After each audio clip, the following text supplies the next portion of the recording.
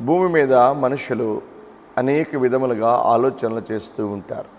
అనేకమైనటువంటి సందర్భాలలో ఆ ప్రజలు స్వచిత్తమును జరిగించడానికి ఎక్కువ ప్రాధాన్యతనిస్తారు, కానీ దేవుడి చిత్తమును జరిగించడానికి ప్రాధాన్యతను ఇవ్వరు. మన యొక్క స్వచిత్తము మనము జరిగించినట్లయితే దేవుని యొక్క తలంపు కానీ, దేవుడి ఆలోచన, దేవుని యొక్క మాట ప్రకారము కాకుండా స్వచిత్తమును జరిగించినట్లయితే ఆ స్వచిత్తము వలన మనము ప్రయోజనకరముగా మార్చబడలేము. అది మన కుటుంబాలకు దీవెనకరముగా ఉండదు. కాబట్టి స్వచిత్తమును జరిగించక, సెల్ఫ్ విల్ జరిగించక మనము దేవుడి చిత్తమును జరిగించే వారముగా ఉండాలి అని ప్రభు పేరిట తెలియచేస్తూ ఉన్నాను.